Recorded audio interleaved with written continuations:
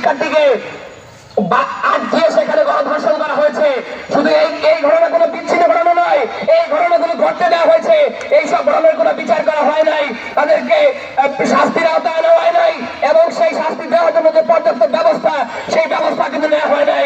আমরা দেখি যখন আমাদের এই অন্তর্বর্তী সরকারের ছাত্র উপদেষ্টা সহ নানান দলে যারা রয়েছেন, তারা কোথাও গেলে এত বড় সিকিউরিটি, এত বড় প্রটোকল, এবং তারা মনে হয় যে কোথা থেকে এসেছেন, এবং মানুষ চমকে যায় যে শিক্ষার্থী উপদেষ্টা, তোমরা ছাত্রদের মাঝে ছিলে, তোমাদের আবার ভয় কিসের? তোমরা রাস্তায় উপাল্লিত আচরণ করবে, মানুষ যদি তোমাদেরকে ভালোবাসে, তোমাদের এত সিকিউরিটি কেন? কিন্তু অপরদিকে আমাদের দেশের সাধারণ যারা মানুষ, যারা শিক্ষার্থী, যারা খেটে খায়, তাদের সিকিউরিটি কোথায়?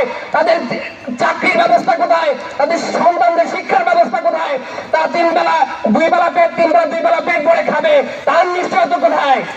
আমরা দেখেছি এই বিগত সময় একটা ঘটনার কথা বলে আমরা শেষ করব, যে ওই ভালুকায় কিছুদিন আগে আমরা দেখেছেন, মাসখানেক আগে একজন কারখানা শ্রমিক দীপুচন্দ্র দাস, তার কথা বলতেই হয়, তাকে একটা অজুহাত দিয়ে কারখানার ভিতরে সমস্যা হয়েছিল, তার যে পদোন্নতিকে ঘিরে